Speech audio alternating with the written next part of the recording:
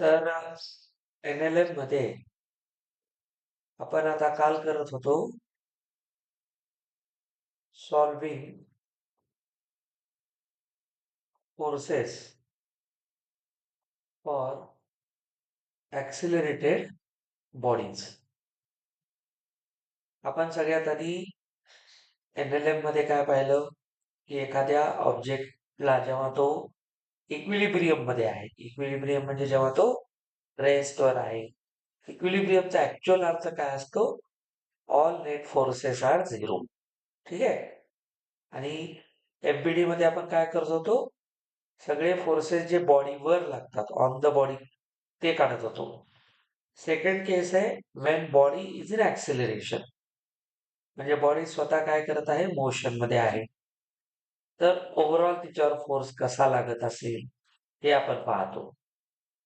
तर ज्यावेळेस आपण पाहतो ऍक्सिलरेटेड बॉडी आहे, तेव्हा आपण जो फोर्स काढतो, नेट फोर्स, तो झिरो नसतो. हे आपण काल पाहिलं होतं. ठीक आहे. कारण त्याला ऍक्सिलरेशन आहे. नेट फोर्स झिरो केव्हा होईल? फोर्सचा फॉर्म्युला मास इंटू ऍक्सिलरेशन असतो. तर फोर्सला झिरो होण्यासाठी मेन आहे ऍक्सिलरेशन झिरो होणं. कारण मास आपण झिरो करत नाही. ठीक आहे. म्हणजे मास झिरो होत नाही अशातला भाग नाहीये. मास झिरो होण्याचं दुसरं मिनिंग काय? की एखाद्या बॉडीवर, आता उदाहरणार्थ फ्युएल आहे, फ्युएलला मास असतं स्वतःच, पेट्रोल, डिझेल, ठीक आहे. ते जर संपलं एखाद्या व्हेकल मधलं यूज करत करत, तर त्याचा मास झिरो होत आहे ना. तर मास झिरो होत नाही. हे कोणासाठी आहे? एखाद्या ऑब्जेक्टसाठी आहे. परंतु पेट्रोल, डिझेल ह्या युटिलिटीज आहेत, त्या आपण यूज करतो आणि इव्हेंच्युअली ते एंडअप होतात, संपतात. तर तिथे मास झिरो होऊ शकतं. पण आपण नॉर्मल केसेसमध्ये काय मानतो? Mass is not zero. ऑब्जेक्टवरचा नेट फोर्स झिरो तेव्हा होईल जेव्हा ऍक्सिलरेशन झिरो होईल. पण आपण आता इथे बॉडीला काय करतोय? ऍक्सिलरेशन दिलेलं आहे. So acceleration is not zero. So force net is not zero. मग अशा वेळेस आपण काय करणार? तर आपण जो फॉर्म्युला वापरणार, जर एफ नेट झिरो नसेल तर जो फोर्स आहे तो मास इंटू ऍक्सिलरेशन असेल. तर ऍक्सिलरेशन सुद्धा आपल्या कोऑर्डिनेट सिस्टीम मध्ये एक तर अलॉंग एक्स ऍक्सिस असेल किंवा वाय ऍक्सिस असेल. तर ऑब्जेक्ट फक्त एक्स ऍक्सिस मध्येच ऍक्सिलरेटेड असेल तर आपण फोर्स काढतो इन एक्स डायरेक्शन आणि मग आपण त्याचे मास इंटू ए एक्स लिहितो. एक गोष्ट लक्षात घ्या, मास ही एक स्केलर क्वांटिटी आहे. This is not direction dependent. So we do not write here mx for my. तर आपलं मास एक्स मध्ये वेगळं, वाय मध्ये वेगळं असं नसतं. मास नसतं, वेट असतं. Weight is a force. म्हणून आपण वेगवेगळ्या प्लॅनेटवर जातो तेव्हा आपल्यावरचं फोर्स चेंज होतो, म्हणजे आपलं वेट चेंज होतं. मासला एक्स वाय लावायचं नाही. और ऑब्जेक्टचं मोशन हे कुठं आहे? वाय डायरेक्शन मध्ये असेल ऍक्सेलरेशन, तर हे होतो. समटाईम्स दोन्ही असू शकते. कसं?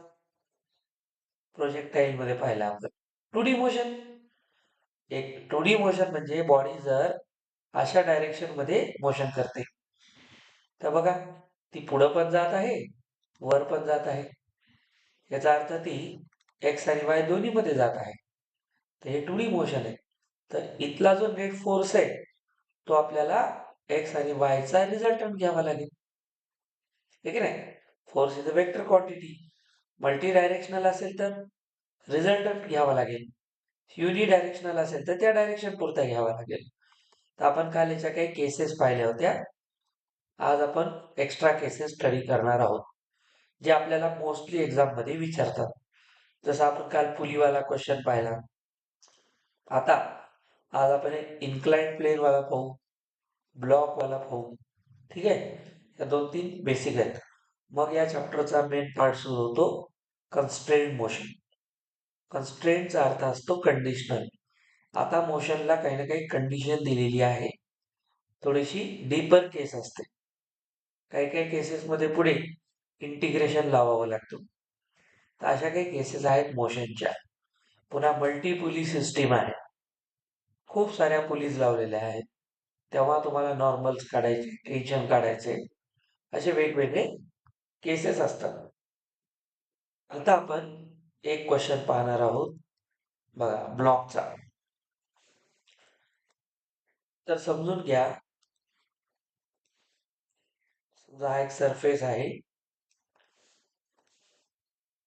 हा खाली एक सपोर्ट सरफेस आहे, याच्यावर आपण एक असा ब्लॉक ठेवला आणि या ब्लॉकवर लेट्स से दुसरा एक ब्लॉक ठेवला, ब्लॉक ऑन ब्लॉक या पद्धतीने. हा जो ब्लॉक आहे वरचा, that is block B, this is A. Block A has mass of 1 kg. Block B has mass of 50 kg. It is much bigger. Okay. हा 1 kg चा आहे, हा 50 kg चा आहे. आणि आपण काय केलं, 1 kg ब्लॉकवर एक फोर्स लावला हॉरिझॉन्टल डायरेक्शन मध्ये. तर तुम्ही पाहू शकता, ए वर जर हॉरिझॉन्टल डायरेक्शन मध्ये फोर्स लावला, then the direction of the force can be taken as this or in this direction. कुठला तरी एक घ्याल, तर याच्यावर आपण फोर्स लावला F. आता माझा क्वेश्चन आहे, हा जो फोर्स आहे, horizontal force applied on the 1 kg block is of 10 Newton. इकडे ऑल सरफेस आर स्मूथ. कालच बोललो, सरफेस स्मूथचं मिनिंग फ्रिक्शन झिरो. काल बोललो होतो तुम्हाला. तर इथे लक्षात ठेवायचं, स्मूथ सरफेस, आत्ताच्या सगळ्या केसेसमध्ये फ्रिक्शन नसणार आहे आपल्या क्वेश्चन्सला. पुढे फ्रिक्शन येते याच्यात. मग आपण काय करतो, ऑपोजिट डायरेक्शन मध्ये फ्रिक्शन लावू, नेट फोर्स वेगळा कॅल्क्युलेट करतो. ह्याच्यामध्ये टफ काहीच नसतं, ॲनालिसिस आहे. हे ओरिजिनली काय होत असेल हे तुम्ही समजून घ्यायचंय. इमॅजिन करतो आपण, तर स्मूथ सरफेस आहे आणि स्मॉल जी ची value 10 metre per second square घ्यायची आहे. तर आपला प्रश्न आहे, find acceleration of block A and B. दोन्हीचं ऍक्सिलरेशन काढा. तुम्ही इमॅजिन करा, हा एक ब्लॉक आहे आणि ऍम्प्लिफायर एक दुसरा ब्लॉक आहे. ब्लॉकवर ब्लॉक ठेवला, ब्लॉक ऑन ब्लॉक. आणि याला मी काय करतोय, असं ठेवल्यानंतर याला पुढे ढकलतो. तर ए ला ऍक्सिलरेशन आहे तर बी ला पण आहेच, ड्यू टू ए. समजलं? तर दोघांचं ऍक्सिलरेशन काढायचंय. त्याच्यानंतर फोर्स एक्झर्टेड, विचार करा तुम्ही पण, force exerted by B on A. या फॉर्म्युल्याला तुम्ही कसं वापरणार, just take a minute and think over it. सांगू? तर बघा, तुम्ही केलं जरी असेल तर थोडंसं लक्ष द्या. आपण याचं सोल्युशन पाहू. आपण घेऊ एफबीडी आधी ऑफ 50 kg मास. 50 kg मास मध्ये तुम्ही फक्त पहा, याच्यावर आपला पहिला रूल, नॉन कॉन्टॅक्ट फोर्स दाखवा. ठीक आहे. खाली कोणता फोर्स लागतोय 50 वर, आता काय एफबीडीचा अर्थ आहे फ्री बॉडी डायग्राम. तर जेव्हा मी मास सेकंड जो आहे, बी मास जो आहे, त्याला मी आयसोलेट केलं, तर एचा इथं काही संबंध नाही, मी फक्त बी ला पाहतोय. तर आता बी वर खाली एक फोर्स कोणता आहे, तो प्रत्येकावरच असतो, mg.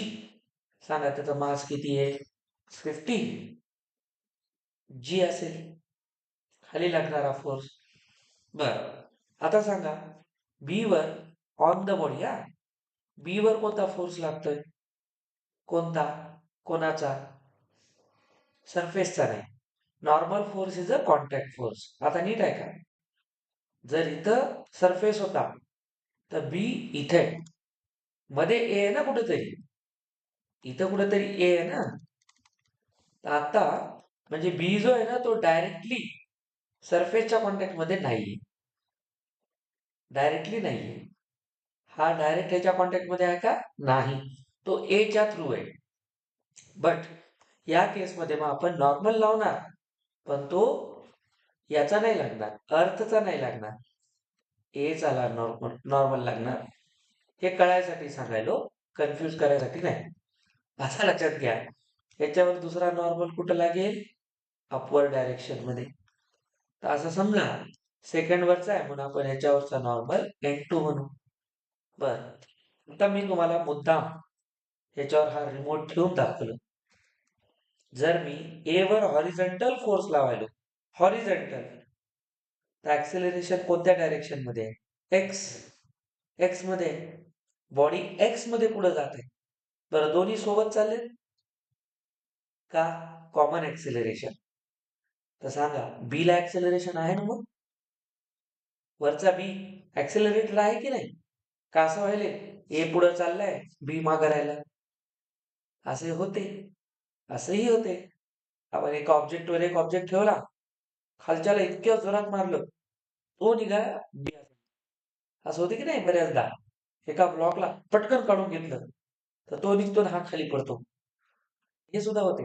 ते पुढे केसेस आहेत, डोंट वरी. सगळे what ever you think is present in physics. तर लक्षात घ्या, आता आपण पाहिलो असा फोर्स आहे की दोघं सोबत चालले, बिकॉज सर्फेस इज स्मूथ, पुढे चालले. तर तुम्ही नीट बघा, आधी तर मला फोर्स कसा काढता येईल, force is equal to mass into acceleration. Y मध्ये फोर्स काढले आपण, दिसते वाय एक्सिस मध्ये, त्याला फोर्स आता वाय मध्ये, पण वाय मध्ये ऍक्सिलरेशन आहे का, नाही. तर एक लक्षात घ्या, ऍक्सेलरेशन ए ऑन बी, ठीक आहे, कुठं, जे ऍक्सेलरेशन आपण बी वर लावलेलंच नाहीये तसं पाहिलं तर, सॉरी फोर्स नाही लावलेला आहे, ठीक आहे, ऍक्सेलरेशन आहे. हे ऍक्सेलरेशन किती असेल, जेवढं ऍक्सेलरेशन एच असेल, तर आपण आधी एच काढू, तेच बी ला भेटेल. तर आधी बी च तुम्ही फोर्स काढून घ्या, ऍज ए असं लिहू, ठीक आहे. ते काम करा, फोर्स पहा, तर इकडे ऍक्सेलरेशन इकडे नाही, म्हणजे वाय ऍक्सिस मध्ये नेट फोर्स 0 आहे, वाय मध्ये ऍक्सेलरेशन नाही म्हणजे काय, एफ नेट 0. मग या केसमध्ये आपण N2 ला कोणाच्या बरोबर करतो, 50g च्या, g इज 10, सो 50 इंटू 10. तर ब्लॉक 2 वर लागणारा जो फोर्स आहे तो 500 न्यूटन आहे. समजलं, ह्याच्यावरचा फोर्स 500 न्यूटन आहे. 500 is in newton, 50 is mass. 50g चं मीनिंग काय, 50 ग्रॅम नाही. चला एकदा पहा, याला सॉल्व्ह करणं अवघड नाही. बर, बॉडी इक्विलिब्रियम मध्ये आहे का, आता इक्विलिब्रियम मध्ये नाहीये. हा फोर्स याला ओढेल, हा वर जाईल, ऍक्सिलरेटेड बॉडी आहे. ऍक्सिलरेटेड मध्ये एफ नेट इज नॉट 0, हे सांगितलं होतं. हा, मग आता सांगायच्यात काय, कोणता फोर्स आहे. बरं, याच्यावर दोन टाईपचे फोर्स आहेत बघा. एक आपण लावलेला एक्सटर्नल फोर्स 100 न्यूटन, आणि एक याच्यामुळे याच्यावर लागणारा फोर्स. सर पण ह्याच्यावर फक्त एफ नेट मुळे 100च लागेल का, नाही, कारण या 10 kg ला खाली त्याचं वेटही ओढते, तर ह्याच्यावर डायरेक्ट 100 लागेल का, नाही. हा, आता मला सांगा कोणता फोर्स जास्त आहे, 100 का इथला, ब्लॉक वरचा फोर्स का स्ट्रिंग वरचा फोर्स जास्त आहे. How can you tell this, imagine करा ना, ऍक्सेलरेशन कुठे आहे? खाली. अरे बाबा, ऑब्जेक्ट खाली आला म्हणजे तो फोर्स जास्त असेल ना. इकडचा जास्त असता तर हे खाली आलं असतं. तर तो फोर्स जास्त आहे. फॉर्म्युला काय आहे? तर F net is mass into acceleration. आता एक्स वायचा काही संबंध नाही. एफ नेट सांगा. चला, ब्लॉक घ्या. एफबीडी सांगा. ब्लॉकच्या वर काय लागते? टेन्शन. ब्लॉकच्या खाली काय लागते? M G. बर, ऍक्सेलरेशन वर आहे. आता इक्वल करू नका, नाही तर गेलो खड्ड्यात आपण. ऍक्सेलरेशन वर आहे कारण ब्लॉक वर चाललाय, तर बाजूला ऍक्सेलरेशन दाखवा. कोणता फोर्स जास्त आहे, टी का एम जी? तिथं बघा, माझ्या तोंडावर काहीच नाही. टी वर चाललाय कारण बॉडी वर चालली आहे, तर टी जास्त आहे. तर एफ नेट काय असेल? T minus M G. तर बघा, एफ नेट काय होईल मग? Tension minus M G is equal to M A. नुसतं निघते आन्सर. सांगा, लक्ष द्या. चला, आज तर शिकताय तुम्ही. मी तुम्हाला शीटच देतो करायला नंतर. सांगा, टी किती आहे? 100 न्यूटन. स्ट्रिंग मध्ये सेम स्ट्रिंग आहे तर तेच टेन्शन राहील. 100 न्यूटन. मास कोणाचं सर? ज्याचं काढायचं त्याचं. 10. हे पण किती आहे? जी. जी 9.8 घ्या म्हणलंय ना. कळलं 9.8 का घ्या? 100 मायनस 100 झिरो झाला असतो म्हणून. कळलं का? ही तर विचार करून बनवतात क्वेश्चन्स. वेडे नसतात लोक. वापस मास किती आहे? सर याचं 10 kg आहे. आणि ऍक्सेलरेशन काढायचं. झाला ना क्वेश्चन? ते हे किती झालं? 100 मायनस, आपल्याला माहिती आहे 1 ने इकडं पुढं जाणार 10 आहे. तर हे राहिलं 2 इज इक्वल टू 10 आहे. तर हे किती झाला? 2/10. तर 0.2 मीटर पर सेकंड स्क्वेअर.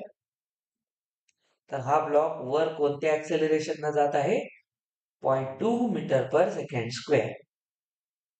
यायला थोडं अनालिसिस. आता एवढंच पाहायला शिका. एफ नेट कसं आहे? बॉडी कुठं चालेल? न्यूटन सेकंड सगळं आहे. आपण जेवढे क्वेश्चन करायलो न्यूटनच्या सेकंड लॉचे करायला. चल, आता हे इमॅजिन करा. Next question.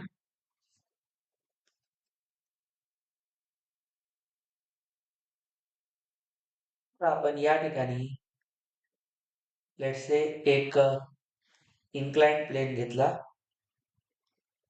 या प्लेनला इथे ऍज अ सपोर्ट इथे आपण एक पुली लावलेली आहे.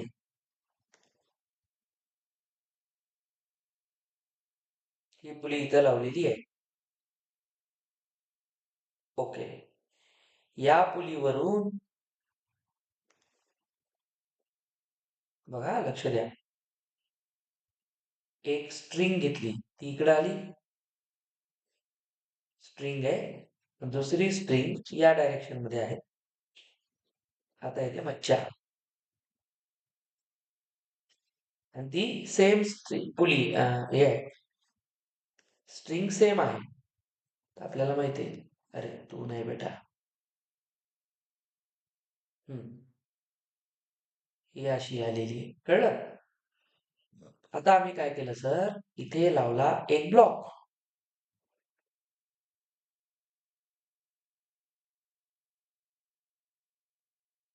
हा ब्लॉक असा आहे. आणि एक दुसरा ब्लॉक इथं लावलेला आहे. दिसायले? आता बघा, सिस्टीम कशी आहे. हा मास M2 आहे आणि हा M1 आहे. M1 जे आहे ते √3 किलोग्रॅम मास आहे याचं, आणि याचं 1 किलोग्रॅम आहे. We know that √3 is 1.73. This is 1. हे मास जास्त आहे. हे मास जास्त आहे म्हणजे हा इकडं उडेल याला. तर ऍक्सेलरेशन कुठे आहे? याचं या डायरेक्शन मध्ये आहे आणि याचं या डायरेक्शन मध्ये. इन्क्लाइंड प्लेन आहे ना. रेस्टवर केव्हा राहिली असते? दोन्ही सेम असते तर. आता ह्याचं जास्त आहे तर हा खाली यायचा प्रयत्न करेल. तर ऍक्सेलरेशन इमॅजिन करा. बघा, हे खाली हे वर. ऍक्सिलरेट म्हणजे ओढणे. कोण कुठं ओढायले? हे खाली चाललंय, हे वर चाललंय. तर दोघांचा एफ नेट सेम राहील का? नाही. हे शिकायचं असते अशा क्वेश्चन्स मध्ये. तर पहा, परत आपल्याला दिलेले हा जो सरफेस आहे तो स्मूथ आहे. सरफेस इज स्मूथ म्हणजे अजून हा जो विलन आहे त्याला आपण पिक्चर मध्ये आणलंच नाही, फ्रिक्शन नावाचा. तो आल्यावर ते इक्वेशन अजून वेगळे होतात. तिथे तुम्हाला कोइफिशियंट ऑफ फ्रिक्शन काढायला लावतात. आता बघा, क्वेश्चन आहे, पण जर यांना रेस्ट वरून सोडून दिलं तर इमॅजिन करा, find acceleration of mass m1 and m2. Second, tension in the string. And C, net force on pulley by the string. पुलीवरचा स्ट्रिंगने लावलेला फोर्स आपण काल काढला होता, आठवत असेल तर. काल आपण एक असा फोर्स काढला होता, 100 आणि 100√2, आठवते? तसंच आहे बघा, इकडं इकडं. तर पुलीवरचा नेट फोर्स इकडे असेल की नाही, हा काढायचा आहे. त्यासाठी आधी तुम्हाला टेन्शन काढावं लागेल, आणि इकडे जे टेन्शन आहे तेच इकडे. तसे याचाच भाऊ येतो क्वेश्चन. समजलं? चला, आता मास ऍक्सेलरेशन साठी force into force divided by mass आहे, सॉरी, ऍक्सेलरेशन F/m. तर ह्याचा F/m1, F/m2. तर ह्याचा नेट फोर्स कुठे आहे? नेट फोर्स कसा येईल? एफबीडी काढा ना बेटा, एफबीडी काढा. बर, आता ह्याच्यात एक प्रॉब्लेम येणार तुम्हाला. ह्याचा वेट कुठं लागतो? इन्क्लाइंड प्लेन मध्ये तुम्हाला एक गोष्ट शिकवली होती, आठवते काय? आपण काय पाहिलं होतं इन्क्लाइंड प्लेन मध्ये? असं असेल तर इकडे mg असतो, तर आठवा, इकडे mg cos theta, mg sine theta. तर याच्यावर एक फोर्स कुठे आहे? इकडे. इकडे त्याला कोणी ओळख नाहीये, तर आता डायरेक्ट मायनस mg करता येईल का? तर ऑब्जेक्ट कुठं चाललाय? खाली. तर कोण मोठा असेल? mg मोठा असेल ना. ऑब्जेक्ट इकडे चाललाय की नाही ऍक्सिलरेशन, तर इकडे mg चा कोणता कॉम्पोनंट आहे? साइन. ऐका माय, आठवा माय, इकडे थिटा होता, आठवत जा. मी इकडे काढतोय मास, ग्रॅव्हिटेशनल फोर्स, याचा इकडे लागेल, है की नाही?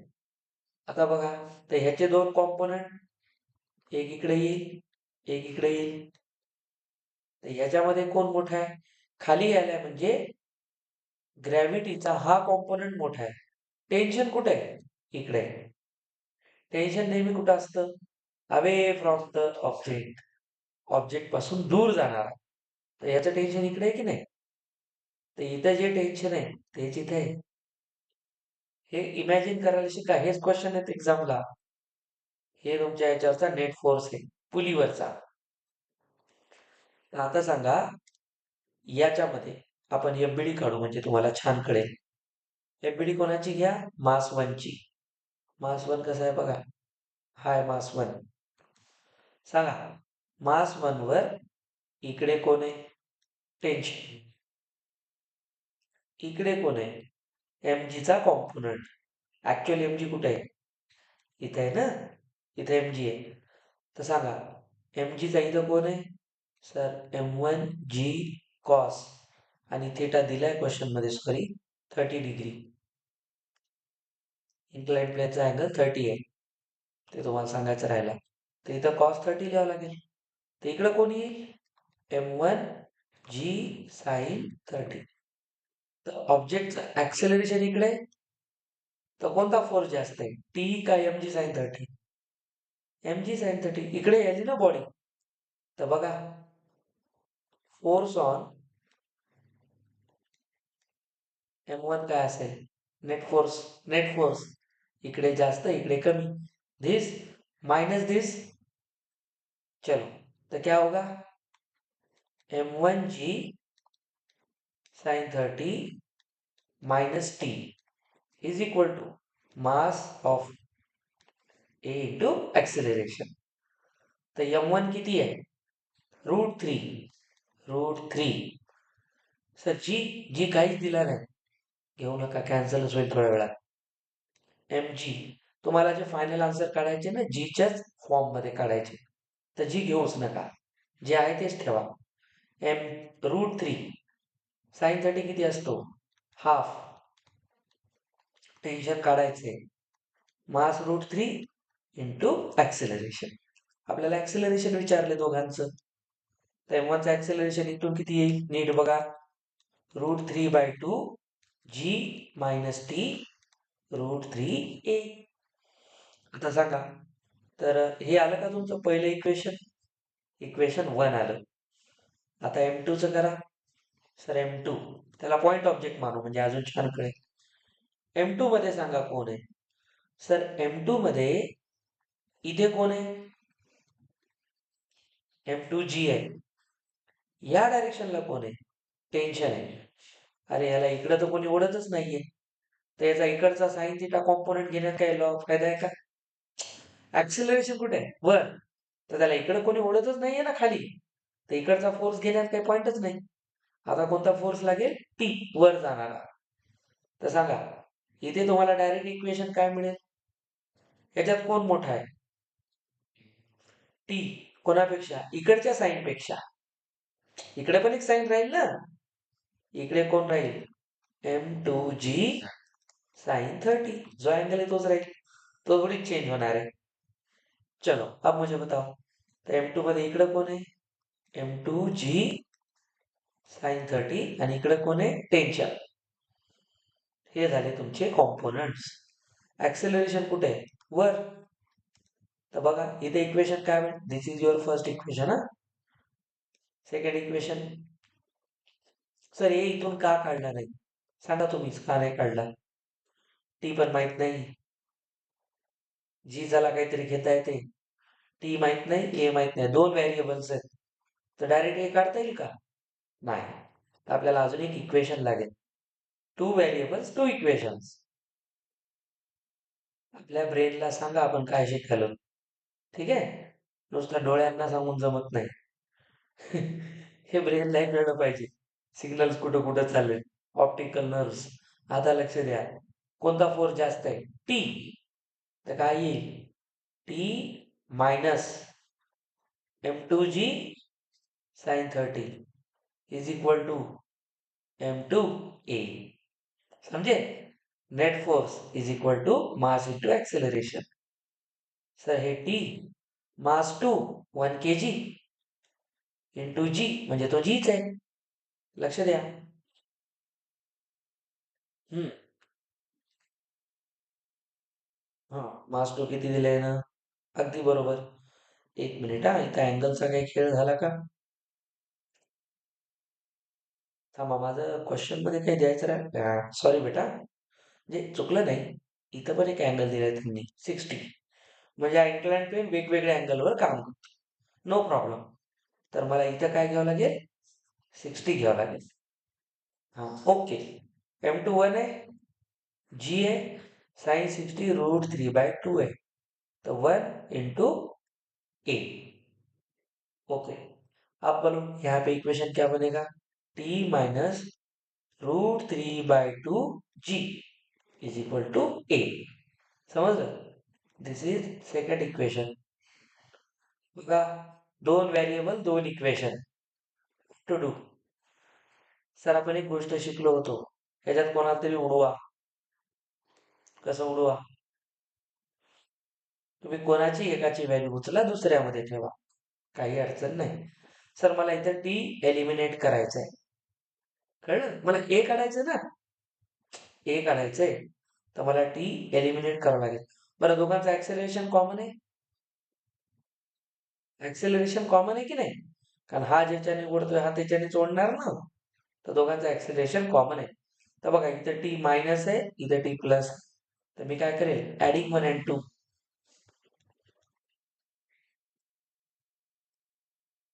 Adding 1 and 2. तर इक्वेशन 1 काय होतं बघा.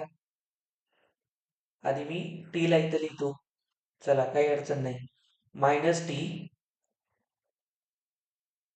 Plus √3/2 g is equal to √3a. पहिले इक्वेशन. सेकंड मध्ये ऍड करायचंय टी. आताच घेतलं होतं आपण. T minus M A B. हा मायनस कॉन जी इज इक्वल टू इथं आहे ए. Second equation. त्याच्यात अडचण काय, हा no problem. T T cancel, हे पण कॅन्सल, काहीच अडचण नाही. तर बघा इथं आला 0, इथं आला √3a प्लस ए. ऍड केले ना आपण. तर बघा 0 काय झाला, √3 प्लस 1, ए कॉमन आउट. तर हे काय झाला 0/1 प्लस √3. तर हे किती आलं 0. काहीच अडचण नाही. ऍक्सेलरेशन इज 0 म्हणजे काय, बॉडी इक्विलिब्रियम मध्ये आहे. आपण मानून चाललो ऍक्सेलरेशनचं हे डायरेक्शन आहे, पण ऍक्च्युली ऍक्सेलरेशन काय झालं, 0 झालं. असं होऊ शकते का, बिलकुल होऊ शकते. काहीच अडचण नाही. मास वेगवेगळे आहेत, तुम्ही विचार करा. मास वेगवेगळे आहेत तर ऍक्सेलरेशन असायला पाहिजे. खरं तर मोठ्या मासला छोट्या मासला ओढलं पाहिजे. ठीक आहे, हे खरंच ट्रू आहे का? का मोठा मास लहान्या मासला तेव्हाच ओढेल जेव्हा त्याला ऍक्सिलरेशन असेल. तुम्ही नीट बघा. आता बघा मी काय सांगाल. एक बॉडी अशी आहे, नीट बघा, आणि एक बॉडी या साईडला अशी आहे. तर हा याला केव्हा ओढेल, तेव्हा याचे एक तर मास खूप जास्त आहे ह्याच्या कंपॅरिझन मध्ये. तर हा याला जोडल्या जोडल्या हा खाली येणार आणि हा वर जाणार. मग मी काय केलं बघा, हा जर इन्क्लाइन प्लेनच्या इथे आहे, मास इथे आहे, तर हा याला पटकन उडेल. कारण याला जास्त डिस्टन्स नाही कव्हर करायचं. कारण हा प्लेनवर जेवढा वर असेल तेवढा इकडचा कॉम्पोनंट कमी व्हायलाय, तर तो त्याला वर उडायलाय. पण मी छोट्या ऑब्जेक्टला काय केलं, खाली पडू नये म्हणून याला उडायलो. तर ह्याचा एक कॉम्पोनंट याला ऍडजस्ट नाही करू शकणार. म्हणजे हा प्रयत्न जरी केला खाली जायचा तर ह्याच्यावरचाही फोर्स खाली ओढायला येणार. त्या दोघांचे हे इकडे हे इकडे जाण्याच्या नादात हे दोघं रेस्टवर येतील. तर हे कशावर डिपेंड आहे, कोणत्या अँगलवर आहे. इकडे 13 इकडे 60 होता, म्हणून तर √3 दोन्हीकडे येऊन कॅन्सल झाला. एक प्लस एक मायनस. तर मोठा माणूस छोट्याला ओढेल नेहमीच, नॉट ट्रू. तर तुम्हाला इथे इमॅजिन करून ए 0 येतो हे पण पाहायचंय. बरं, दोघांचं ऍक्सेलरेशन कॉमन आहे. अजून एक काय काढा म्हणते, अजून एक आहे tension in the string. Sir tension काढायचं तर कुठलं एक इक्वेशन घ्या फ्रॉम 2, हे की नाही. From equation 2. 2 कोण आहे, टी मायनस √3/g 2/g. इकडं ए आहे. सर हे तर 0 काढलं. कुछ आ रहा है समझ में. तर टेन्शन किती आहे, √3/2 जी आहे. टेन्शन 0 नाहीये, टेन्शन आहे. अँगलनं त्याला पुढे जाऊ दिले. त्या अँगलचा रोल इथं महत्वाचा आहे. खूप मोठा मास लावून अँगल असा ऍडजस्ट केला, तो छोट्याला ओढू शकत नाही. समजलं. इंटरेस्टिंग, खूप छान. आता मला सांगा, 2 आन्सर काढले आपण. हे ए बीटचा आन्सर आहे, हे बी बीटचा आन्सर आहे.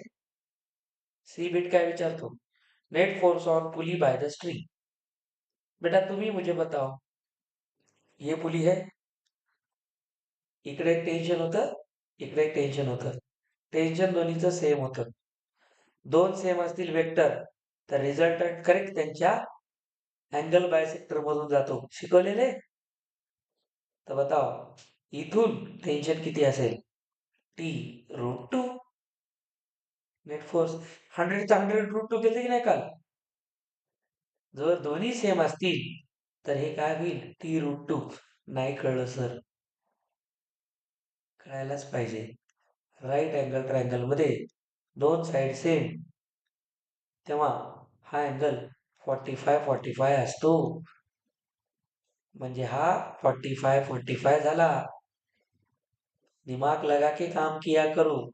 जेव्हा दोन्ही फोर्सेस सेम असतील तेव्हा रिझल्टंट त्याचा फोर्स इंटू √2 एवढाच असतो. तर सांगा काय झालं मग? सर मग रिझल्टंट मला काढायचंय फोर्स ऑन पुली, हे की नाही, बाय द स्ट्रिंग. ओके, स्ट्रिंगचा हा रिझल्टंट काढायचा आहे मला. तर तो काय असेल? सर तो असेल एफ रिझल्टंट इज T√2. तर टी किती आहे? इथे आहे ना, √3/2g. त्याला कशाने मल्टिप्लाय करा? √2 ने. सर इथं 2√2 आहेत. 2 म्हणजे काय? 2√2 आहेत. याने याला डिवाइड केलं, इथे एक √2 राहतो. गुड. तर किती आला? √3g/√2. This is the resultant force.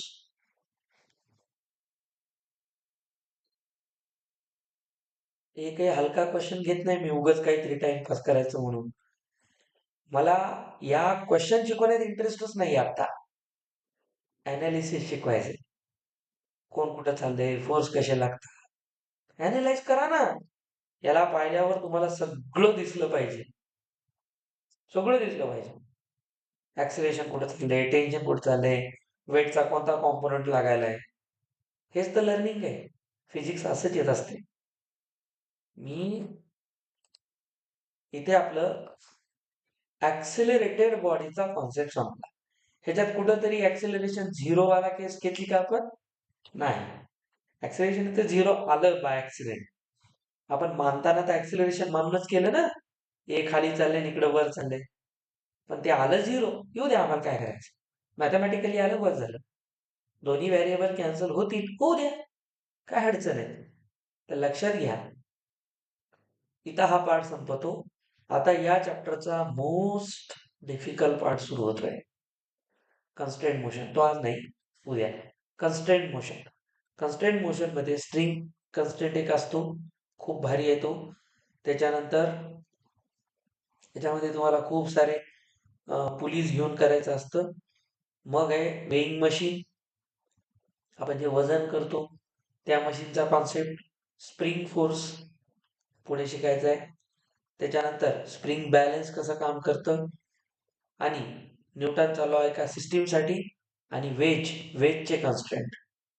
ठीक आहे, वेजचे कन्स्ट्रेंट. आणि मग इनर्शियल फ्रेम आणि नॉन इनर्शियल फ्रेम. मग तुमचा NLM चा पार्ट 1 संपतो. अजून 2 लेक्चर्स, 2 ते 3 लेक्चर्स, मग सुरू होतं फ्रिक्शन. ठीक आहे. तर आज किती तारीख आहे? 12. तू कधी चालली? 15. आपण 13, 14, 15 करून चालली ना. तर 13, 14, 15 मध्ये आपण कन्स्ट्रेंट मोशन आणि इनर्शियल फ्रेम पर्यंत पूर्ण करू. त्याच्यानंतर 4-5 दिवस सुट्ट्या राहतील तुम्हाला. जास्त दिवस नाहीत तुम्हाला सुट्ट्या, त्यामुळे कुठं जायचा विचार करू नका जास्त लांब. समजलं? आणि मग आपण सुरू करूया फ्रिक्शन.